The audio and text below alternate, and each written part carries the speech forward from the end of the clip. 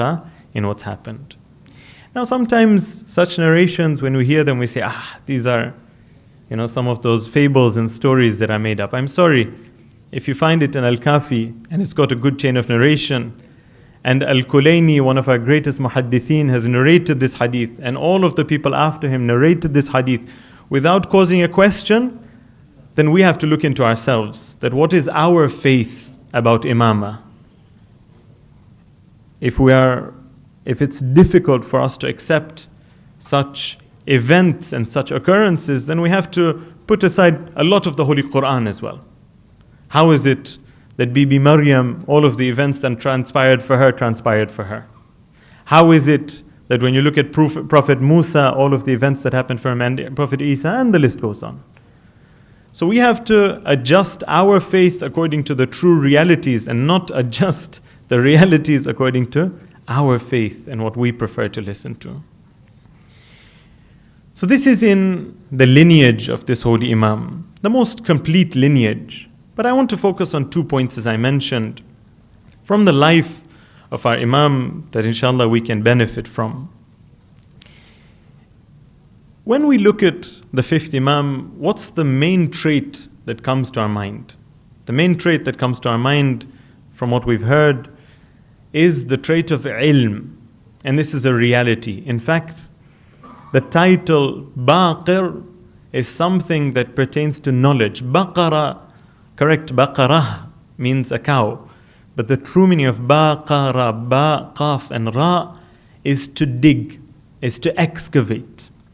And there's many discussions in the books of the lexicographers who go into this discussion and explain why Baqir goes back to the root word of Baqara and digging. But the reality is this, that, and to summarize it, is this, that somebody who doesn't suffice with that general surface level of knowledge, who looks for more, who seeks to excavate, who seeks to put aside that surface level and go deeper and deeper and deeper, is called Baqirul Ilm. And that's why Baqir is actually a mudhaf, as we say in Arabic. It's a word that is added and attributed towards al-ilm, Baqirul Ilm. There's a story, again, this story is in our original sources. This is in Al-Kafi as well, and Al-Ikhtisas. And if anyone's interested in sources, inshallah afterwards I can share the list of sources that this story is within, where one of the companions of the Holy Prophet, Jabir ibn Abdullah al-Ansari, in fact it's mentioned in history that he was the companion of the Prophet that had the longest life. He lived for the longest time. All of the companions of the Prophet had passed away, but Jabir was still alive. It's mentioned that Jabir is a very old man. He would sit in the mosque of the Prophet. Now, to understand the gravity of this story, you really need to picture it. You need to understand what Medina looked like at the time. You have to understand who Jabir was. A companion of the Prophet, the last companion of the Prophet. He's sitting in the mosque, and what is he calling out? The hadith says, وَكَانَ آخِرَ مَنْ بَقِيَ مِنْ أَصْحَابِ رَسُولِ اللَّهِ وَكَانَ رَجُلًا مُنْقَطِعًا إِلَيْنَا. This is also very beautiful. The Ahlul Bayt say, this is narrated from our sixth Imam. He says that Jabir was a person that had put aside everybody but us, the Ahlul Bayt. مُنْقَطِعًا. See, there's one meaning to be close to the Ahlul Bayt, to be a lover of the Ahlul Bayt. But munqati' actually comes from the word qata'a. He cut off everybody but the Ahlul Bayt. This person would sit in the mosque, وَكَانَ يَقْعُدْ فِي مَسْجِدِ رَسُولِ اللَّهِ وَكَانَ يُنَادِي. And he would continuously call out, يَا بَاقِرَ الْعِلْمِ يَا بَاقِرَ الْعِلْمِ يَا بَاقِرَ الْعِلْمِ. Until the people would look at him, فَكَانَ أهل المدينة يقولون جابر يهجر. We're familiar with the word hajara, right? It means somebody who, when they're not aware of what they're saying in sickness, in old age, they just say anything that comes to their tongue and anything that comes to their mind. Jabir is somebody who's old. He doesn't know what he's saying. Who is this Baqir al-Ilm he's calling out? Where is Baqir al-Ilm, Baqir al-Ilm? Who is he calling out for? And the people used to make fun of him like this, but Jabir would respond and say that, no, by Allah, ma ahjur, I'm not speaking just out of nonsense. ولكني سمعت رسول الله يقول إنك ستدرك رجلا مني اسمه اسمي وشمائله شمائلي يبقر العلم بقرا. Jabir, you will live to see a son from my progeny, a man from my progeny. His name is my name, and the way he holds himself is also the way I hold myself. And he is the one that will excavate and pull out the true knowledge. And Jabir, based on this hadith of the Prophet, would sit in the mosque of the Prophet and call out, Aina baqirul ilm, Aina baqirul ilm. Until it's mentioned one day, he's walking through the streets of Medina and he sees a young boy and he asks him that, who are you? And he says, I'm Muhammad ibn Ali. And he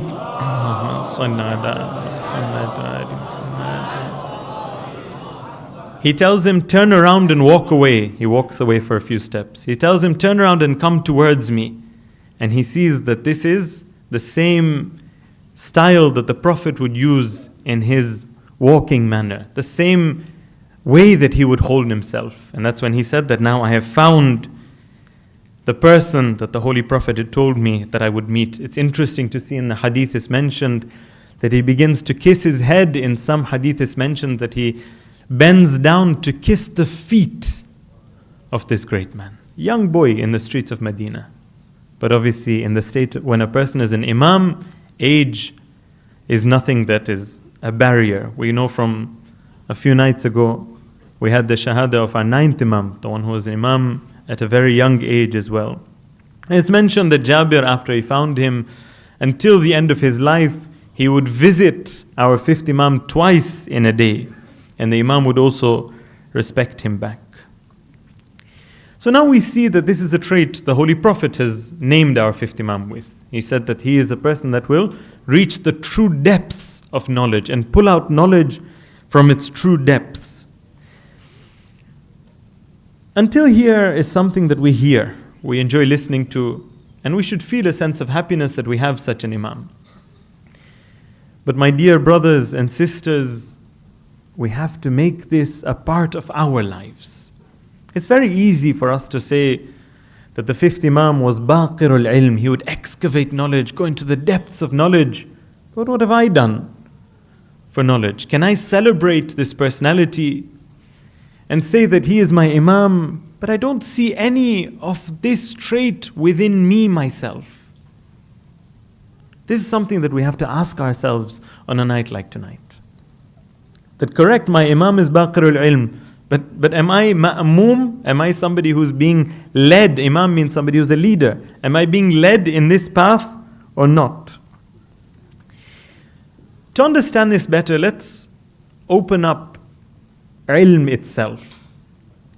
See, knowledge, if we want to go over this in a nutshell so that we can take something out from the lecture tonight and from our discussion tonight, knowledge is of two types.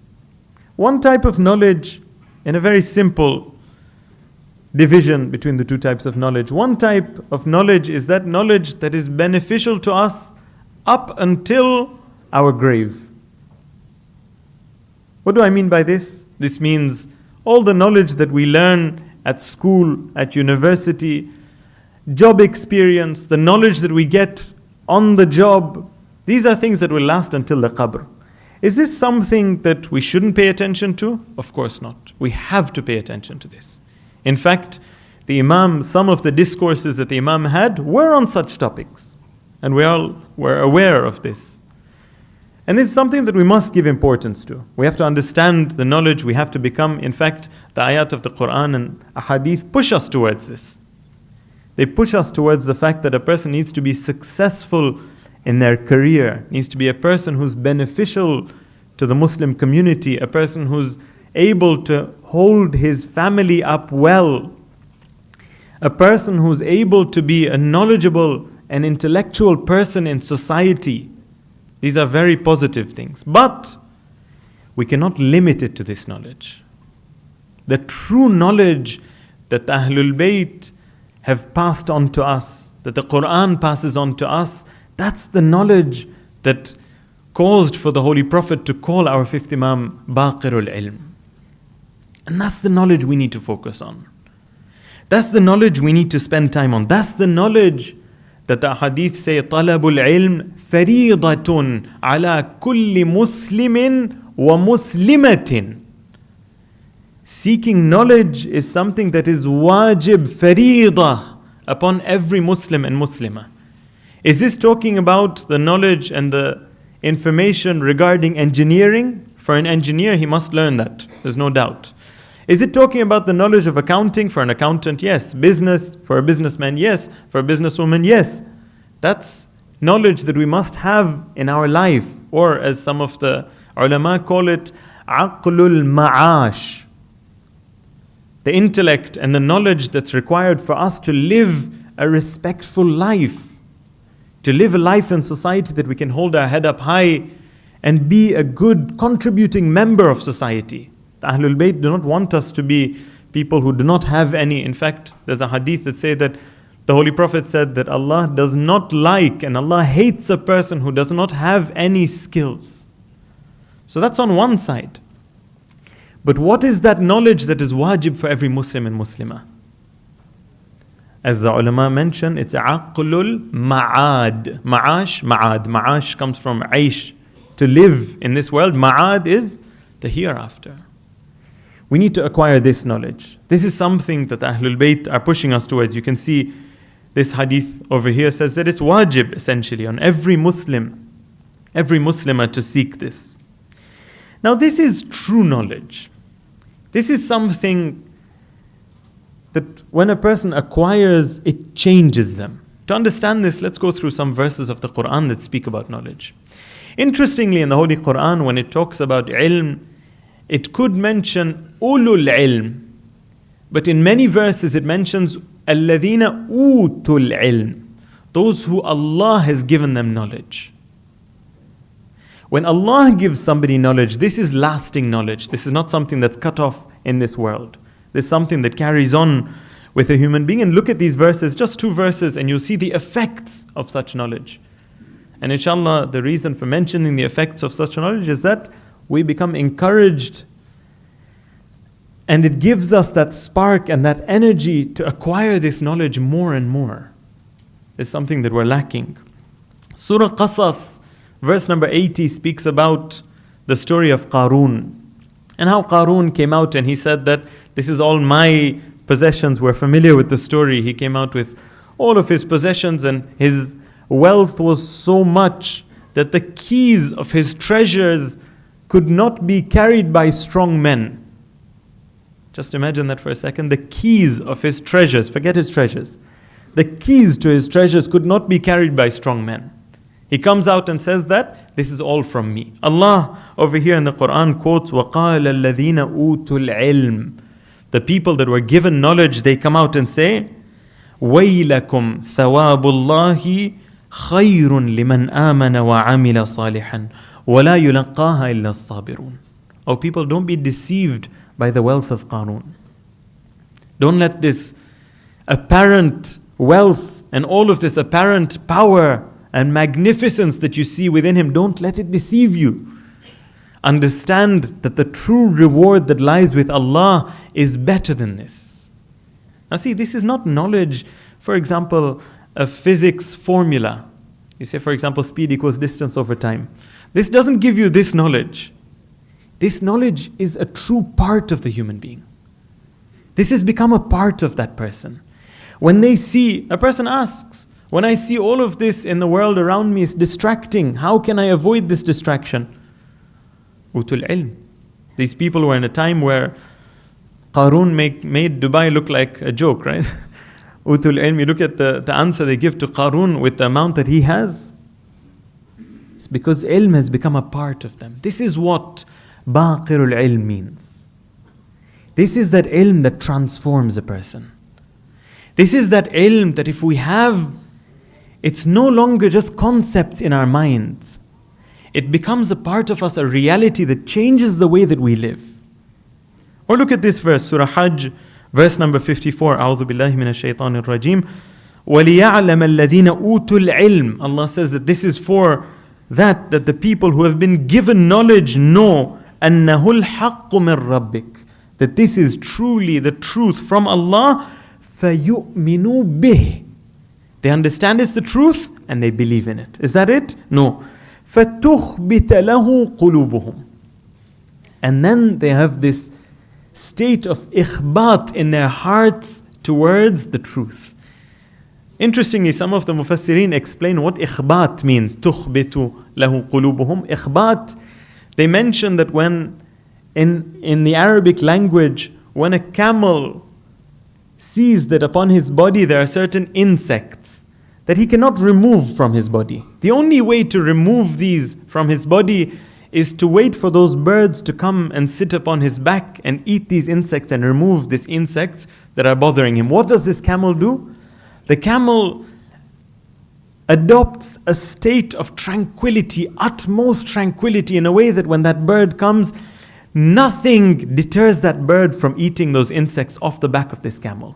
This is ikhbat. What does ikhbat mean? فَتُخْبِتُ لَهُ قُلُوبُهُم means that those people who have knowledge, who have iman, they have such a state of submission in front of Allah, that everything that they do is in utmost submission and humility towards Allah.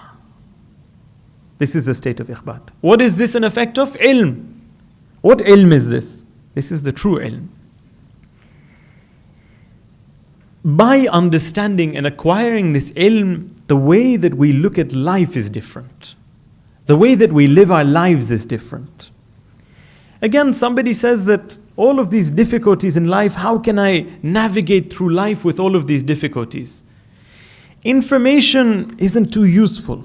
You tell somebody at a time of difficulty that you need to be calm. He says, I know I need to be calm. But how?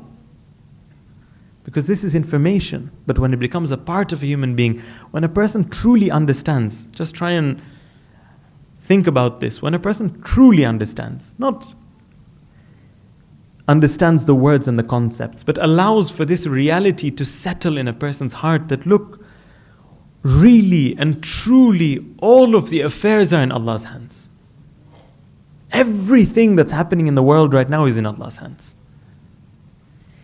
That difficulty that I'm facing at work, at home, at school, at university, with my family, with my friends, with somebody who's trying to bother me, with, all of this is in the hands of Allah. We all know this. This isn't a new lesson. But when it becomes a part of us, that's what brings about tranquility. And the next question should be, how can I make this knowledge a part of me? The reality is two parts. One, we have to study, we have to think, we have to ask, we have to listen, we have to read. And this isn't something that's a recommendation. Farida, it's necessary, the necessary amount. The basic amount is necessary upon us to acquire. If we want to take a lesson from our Imam being Baqirul Ilm, what better a lesson to take than this? Look at this hadith from our first Imam, Imam Ali alayhi salam.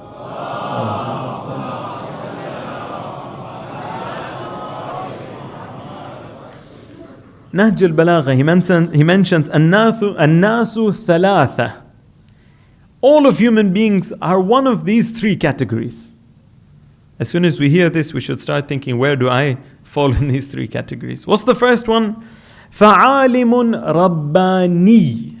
The first category is a person who's a scholar, but not any scholar. A scholar who's attributed and connected to God. A godly, divine scholar. It means that it's not just knowledge. It's much more than knowledge. And from amongst us, we need to train such people. The path is open. We need to have certain alim, rabbani from every community. A topic for another day and another discussion, inshallah. Second category, وَمُتَعَلِّمٌ عَلَى سَبِيلِ نَجَاهٍ. The second one is no problem. You can't become an alim, rabbani. To become a scholar, it's very difficult. You need to dedicate your life towards it. You need to spend many years. You need to go through difficulties. Not possible? No problem. Imam Ali says there's a second category. You can be somebody that actively seeks knowledge upon the path of success. You want to reach salvation, either you become alimun rabbani or you become somebody upon the path of success, leaning and moving towards success. Most of us will be thinking, what is the third group? Maybe this is an easy way out. We take that one and we are safe. The Imam says, وَهَمَجٌ رُعَاعَ. The third group is a group of people that do not have, they are foolish. The word hamaj is a very strong word. It translates in Arabic to hamqa, ahmaq. Very strong word. It means a person who doesn't use their intellect. Ru'a, they're led on.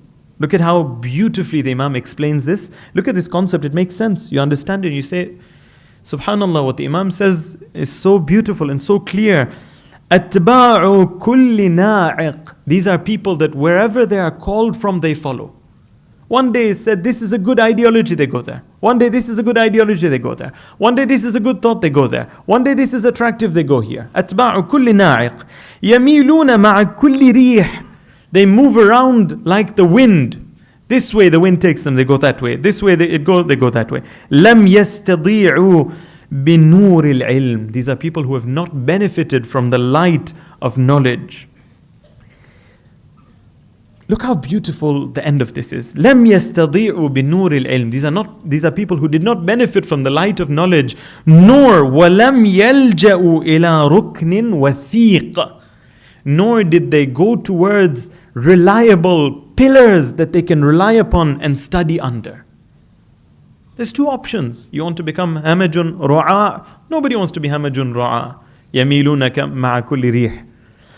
The Imam says either you take up the path of studies, and there's a path that is a difficult path. There's many hadith that speak about this, that if you give true knowledge, your whole existence, it gives you a part of it.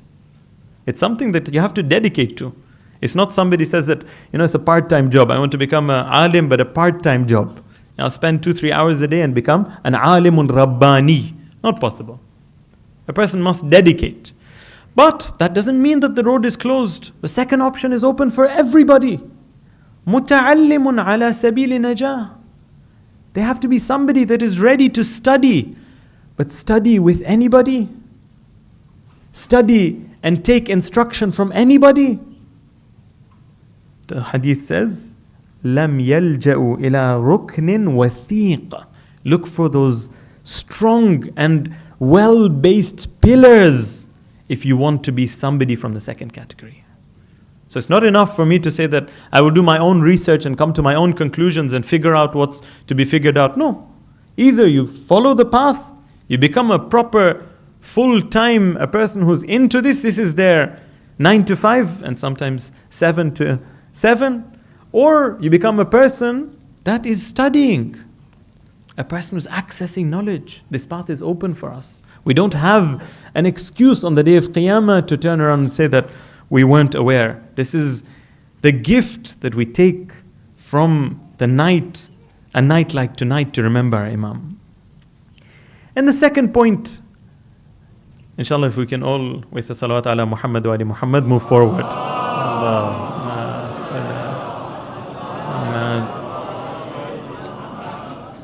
If we can all move forward, please.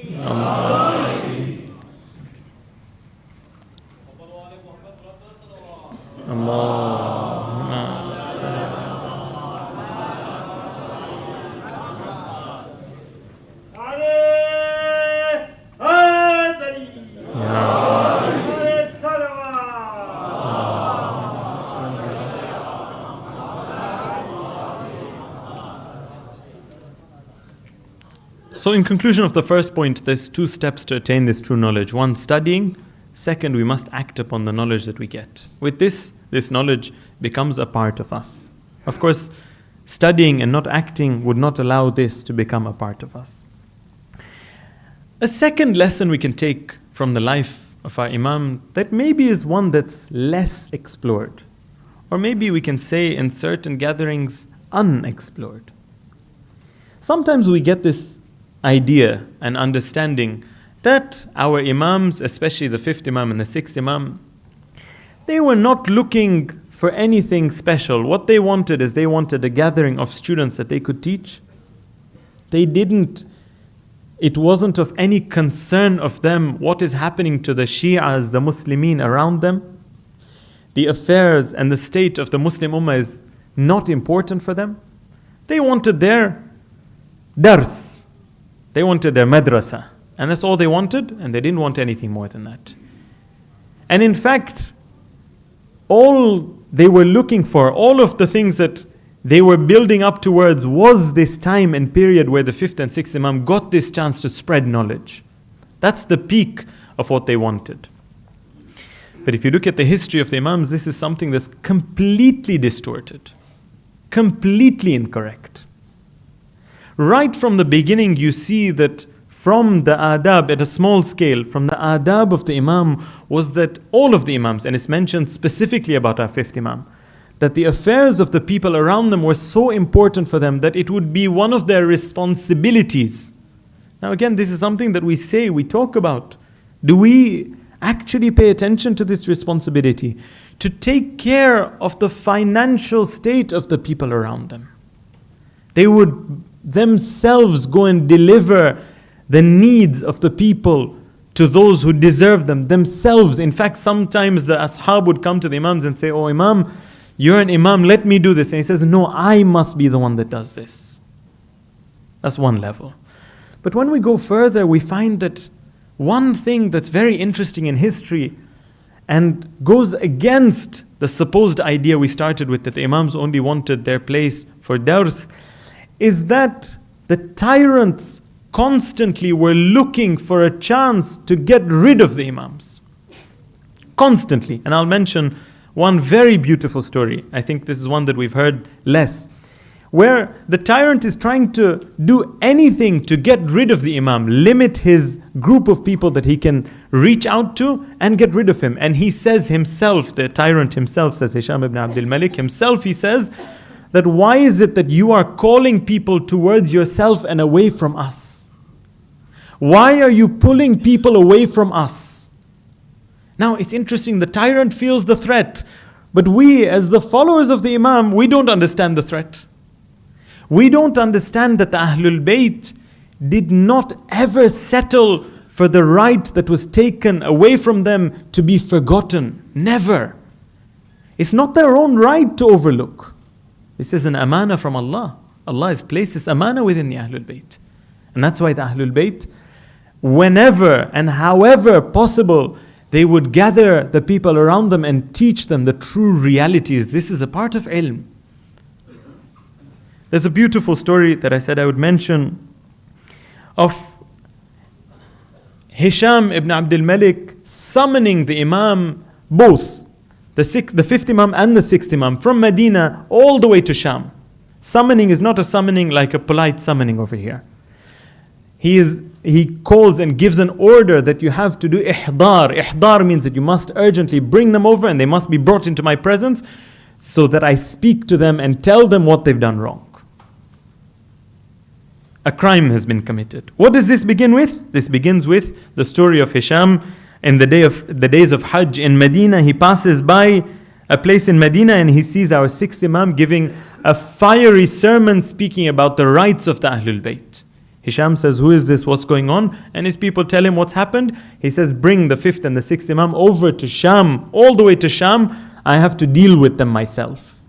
He prepares the gathering very carefully. He sets it up in a way, he speaks to all of his stooges, all of the people around him, and he tells them that today is the day we're going to disgrace these people. Today is the day we're going to finish. And that's what every tyrant tried to do to the Ahlul Bayt, only to end up in them being finished. He said, today is that day. What's going to happen? He told the people in the gathering, I'm going to start insulting and I'm going to start reprimanding these two when they walk in, and you join in as well. The Imam walks in through the door, the two Imams together. It's mentioned that the Imam not only does not fall for this trap, he himself takes an active step. He walks in, rather than greeting the tyrant himself, he says, Assalamu alaikum to the whole group. It's very strange for the people that the Khalifa is sitting here, the person in power, but you address the whole group. The Imam says, no, I'm addressing the whole group. He enters, he sits down, and the insults begin, one after another, one after another. They start insulting and saying, why are you calling the people towards yourself? Now some people have this doubt that the Ahlul Bayt never call the people towards themselves. Subhanallah, the tyrant understands, some people still don't understand. The Ahlul Bayt were calling people towards themselves in such a way that in such a gathering, by the way, this hadith is also in Al-Kafi. The tyrant himself has to say that why are you calling the people towards yourself?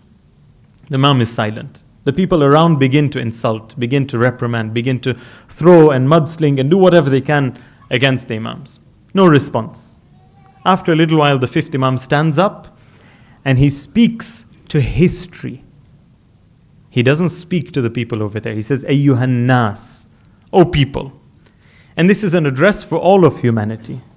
And this is where the Imam starts speaking about the true reality. Yes, you can call it fada'il, you can call it what you want. The true reality and status of the Ahlul Bayt. And the Imam over here says so much that it comes to an extent that in some narrations, in the narration that I mentioned, the Imams are prisoned in Sham for what they said in that gathering. Again, in the prison, what happens according to the same hadith? The guards, one after the other, start falling in love with the Imam until Hisham is advised that send these people back to Medina. We cannot tolerate them in Sham. They're creating a movement in Sham again. On the way back to Medina, Hisham gives instructions. He says that these people, they will pass a town called Madian, the same town of Prophet Shu'aib. They will pass a town, Madian. Over here, they need to stop for food. They need to stop for water. I instruct Madian to close off the gates. These people that are coming are worse than the Yahud, worse than the Nasara. They reach the gate, the two Imams with their small group of people. This itself is masa'ib. Look what the Imams went through. Look at what the Imams went through. The Imams reach the gate. They tell them that we need some water, we need some food, we're buying it from you, we'll give you business. They say no. They say that, but we are people from this and this progeny. They say no, we've been instructed that you are people that are worse than Yahud and Nasara. The Imam says, even if you treat us like Yahud and Nasara, we'll pay you the tax. Let us come and buy the products that you have to offer. They say no, we cannot. The Imam is outside the city, the two Imams, thirsty, hungry, they have no provisions. Madian is very far from Medina. Over here, the fifth Imam climbs up on a hill and he says this sentence, Ya Ahla Madian, O the people of Madian. And he starts to advise them. One of the old people in the town gathers and he says, I've been told, and this has been passed to me, this is that same hill that Prophet Shu'aib stood upon, and he said, Ya Ahla Madian, if we don't respond to this call, we are finished. The people agree, they open the town, the Imam comes in, this town now turns into a town where they understand the true reality and the status of the Ahlul Bayt. This is the seerah of the Ahlul Bayt. In the enemy's prison, they convert the people. In a place where they're blocked off from, they convert the people. And this was why it's very incorrect and inaccurate for us to say that the Imam was only after a corner to teach people some knowledge and he didn't have anything to do with the affairs of the Muslims. This is inaccurate completely and twisting the realities of history. Now again over here, this has a practical lesson for us. We have to be aware of those around us, and inshallah we can try and find the best ways to be able to do this. Before I enter Masa'ib, I just want to mention one hadith about the Masa'ib. Very interestingly, the fifth Imam in multiple hadith, again in Usul al-Kafi, he orders the people and he says, he orders his son, our sixth Imam, and he says that from my money I'm doing waqf for you to pay for somebody in Mina every year. We're only a few days away from Mina just now, right? The days of Hajj and after Eid, days of Mina. 10 years, I want somebody in the days of Mina to recite my Masa'ib. لِنَوَادِبَ تَنْدُبُنِي عَشْرَ سِنِينَ بِمِنَا أَيَّامَ مِنَا. 10 years, people recite my Masa'ib in Mina. Why, O Imam? So that the mission that the Imam stood for is upheld. And this is why the key of Masa'ib is this. The Masa'ib that we cry, the tears that we have, are not tears of weakness. They're tears of revival. They're tears of keeping that mission alive. We began with the hadith. We said, Ihya'ul Amr. The true reality of these tears are these are the reason for the revival of the true affairs and the true reality of the Ahlul Bayt. On a night like tonight, we take our hearts not to Medina first, we take our hearts to Karbala. Sallallahu alayka Ya Aba Abdillah, Sallallahu alayka Ya Muhammad ibn Ali al-Baqir.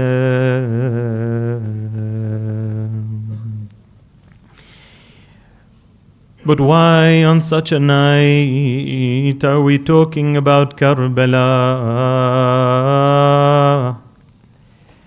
The masa'ib of this Imam didn't begin at the end of his life when he was the Imam.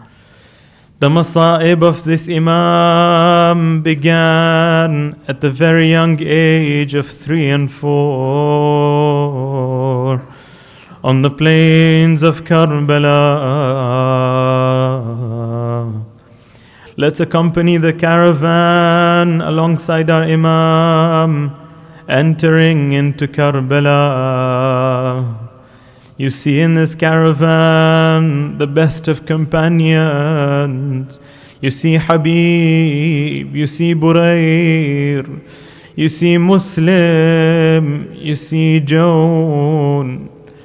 You see the best of the family members of the Holy Prophet. You see Ali al-Akbar. You see Abbas. You see Qasim. As this young Imam is entering Karbala, this is what he sees. This is the scenario in front of him. But O Imam, just let the day of Ashura begin. Each of these stars that lit up the night sky, one by one will enter the battlefield. For this Imam to see Hur calling out to our Imam, and then to see Muslim, and then to see Burair, and then to see Habib. All of these masa'ib for us are difficult to even listen to, but just imagine this Imam had to see it with his own eyes. His beloved uncles, one by one, going towards the battlefield and not coming back. He saw Ali Akbar seek permission to enter the battlefield, move forward. He saw the Imam follow behind him, his beloved grandfathers walking behind his son. But only a few minutes later to hear the call of Ali al-Akbar from the battlefield. But that wasn't it. After that, he saw Qasim and he saw Abbas one by one enter the battlefield, until the final moment where he saw his grandfather come to seek farewell, bid farewell from his beloved father. Some of the narrations mention that our fourth holy Imam was in armor, ready to go to the battlefield in that state of sickness. Just imagine our fifth holy Imam looking at his father, bidding farewell to his beloved grandfather as he enters the battlefield. And then to hear the final calls from his grandfather in the battlefield. But the masa'ib of our Imam doesn't end over here. He's taken as a prisoner to Kufa and to Sham to see his beloved father in chains, to see the ladies of the Ahlul Bayt in chains.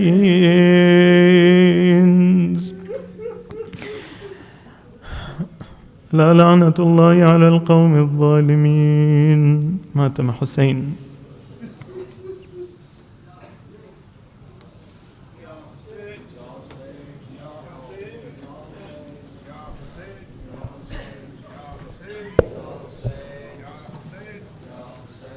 وہ جو محمد باقر کا ہے،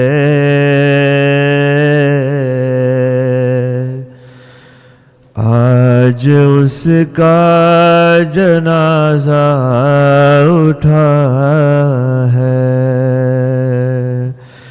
جس کا بابا سید سجاد ہے، آج اس کا جنازہ اٹھا ہے۔ کیا فلک نے دکھائی یتیمی، آج صادق پہ چھائی یتیمی، سایہ سجاد کا اٹھ گیا ہے، آج اس کا جنازہ اٹھا ہے۔ جو امامت کا پانچواں نگی تھا، جو شہنشاہ دنیا و دین تھا، زہر اس کو لعین نے دیا ہے، آج اس کا جنازہ اٹھا ہے۔ کربلا ہو کہ ہو رہا ہے کوفہ، جو ستم بھی سکینہ پہ گزرا،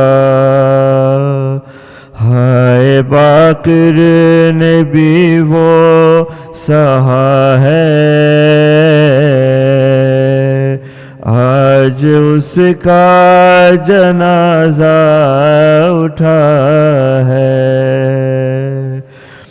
مارا ہاشم نے زہر دے کر، چل بسا آج باقی کا دل پر، آل احمد میں ماتم بپا ہے، آج اس کا جنازہ اٹھا ہے۔ وہ جو محمد باقر کا ہے، آج اس کا جنازہ اٹھا ہے۔ یا حسین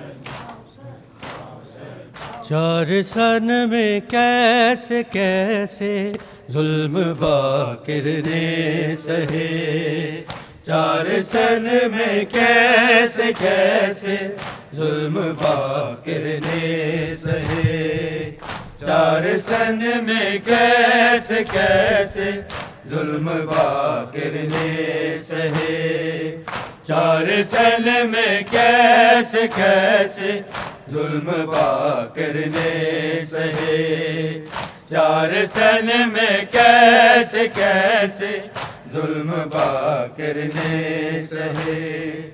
لٹ رہا تھا سارا کنبہ، لٹ رہا تھا سارا کنبہ، سامنے معصوم کے، چار سن میں کیسے کیسے ظلم باقر نے سہے، چار سن میں کیسے کیسے ظلم باقر نے سہے، چار سن میں کیسے کیسے ظلم باقر نے سہے، چار سن میں کیسے کیسے ظلم باقر نے سہے، لٹ رہا تھا سارا قربہ، لٹ رہا تھا سارا قربہ سامنے معصوم کے، چار سن میں کیسے کیسے ظلم باقر نے سہے،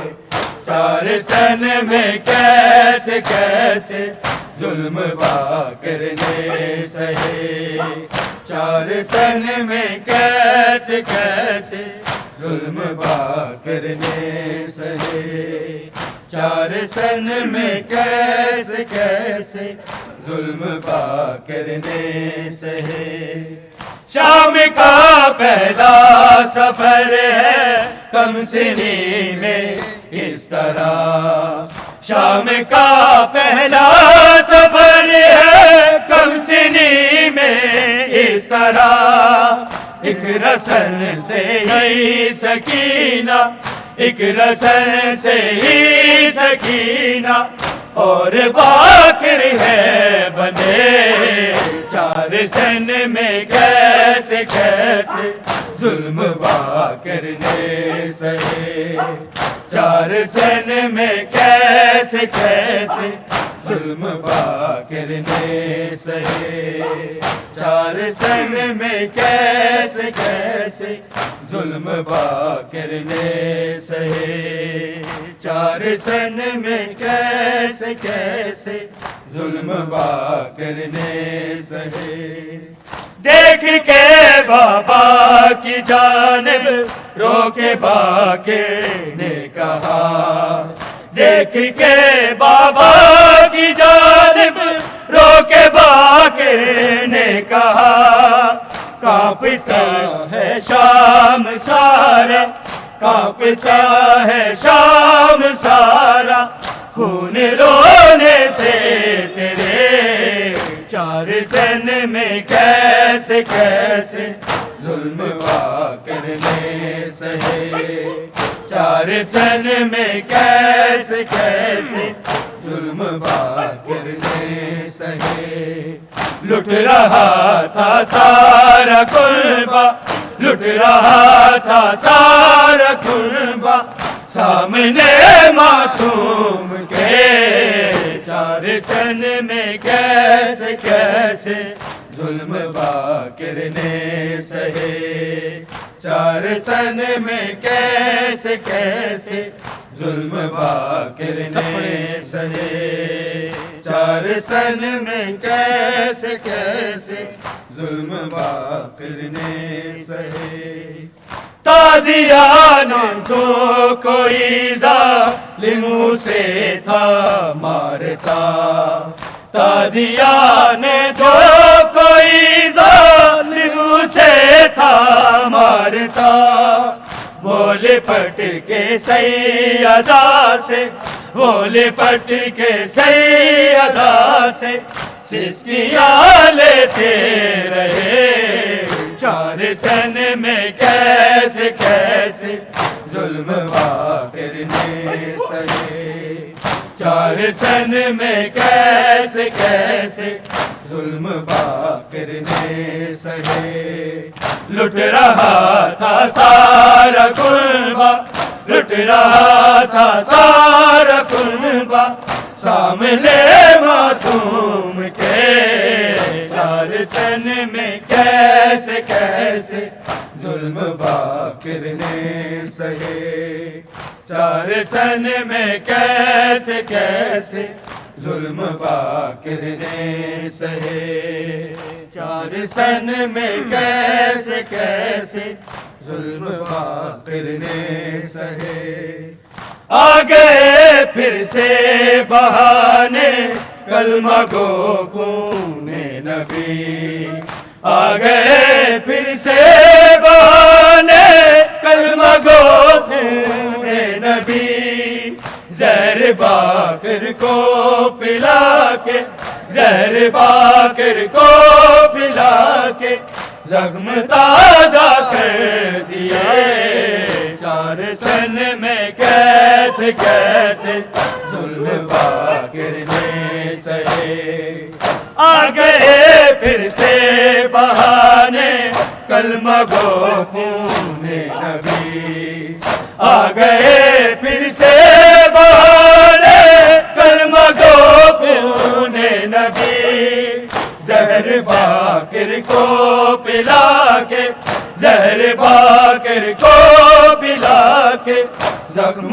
ताजा कर दिए चार सन में कैसे कैसे जुल्म बाकर ने सहे चार सन में कैसे कैसे जुल्म बाकर ने सहे लुट रहा था सारा कुर्बा लुट रहा था सारा कुर्बा सामने मासूम के चार सन में कैसे कैसे जुल्म बाकर ने सहे मोहम्मद वाल मोहम्मद सल्लल्लाहु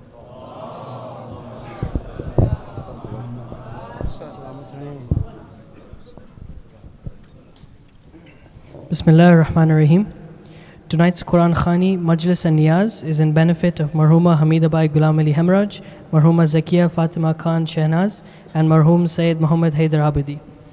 The next program is Eid Gadir on Saturday, 14th of June.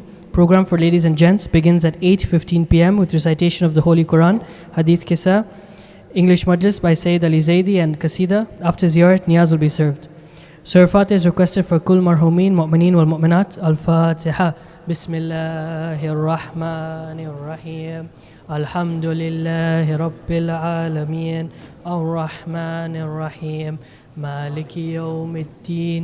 Iyyaka na'budu wa iyyaka nasta'in. اهدنا الصراط المستقيم صراط الذين أنعمت عليهم غير المغضوب عليهم ولا الضالين. Dua Shifa Maries requested for all mu'mineen who are unwell. Tawajjuh Ziyarat.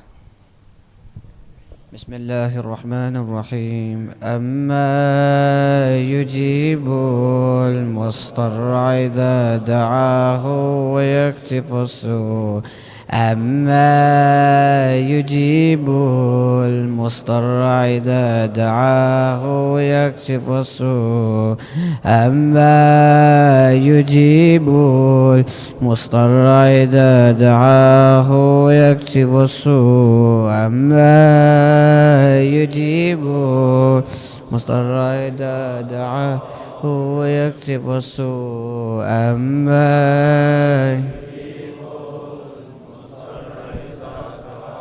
بسم الله الرحمن الرحيم اللهم صل على محمد وآل محمد اللهم كن لوليك الحجة ابن الحسن صلواتك عليه وعلى آبائه في هذه الساعة في كل ساعة وليا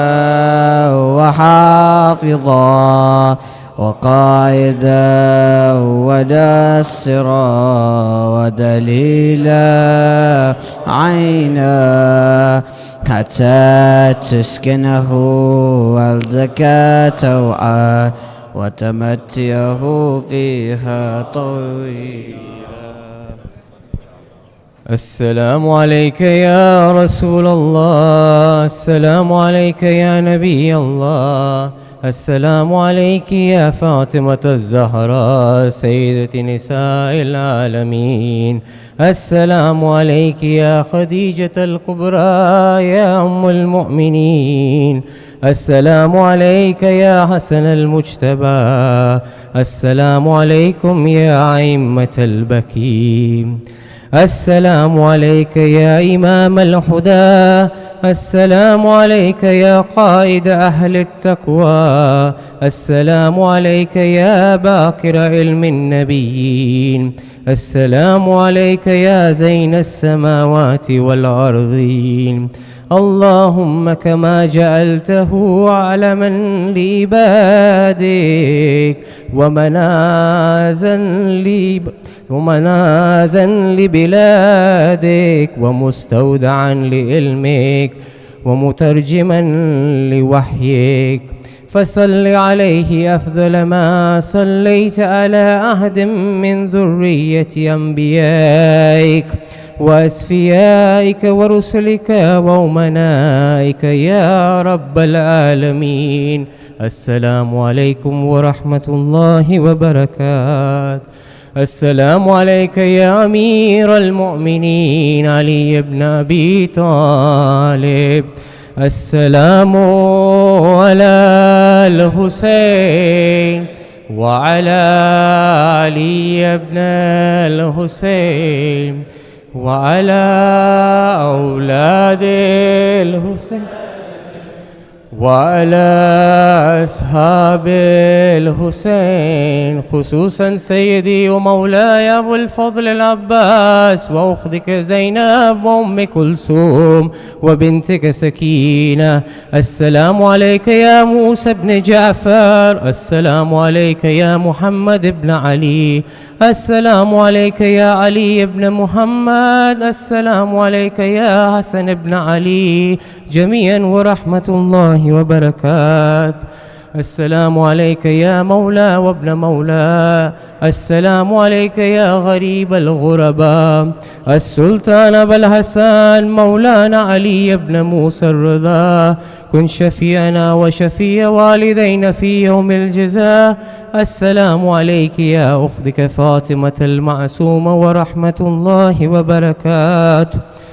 السلام عليك يا مولاي صاحب العصر والزمان، سيدي الأمان الأمان الأمان من فتنة الزمان. السلام عليك يا خليفة الرحمن، السلام عليك يا شريك القرآن، السلام عليك يا كعبة الإيمان، السلام عليك يا ابن الزهراء، أجل الله لك ما وعدك من النصر وظهور العام. السلام عليكم جميعا ورحمة الله وبركاته.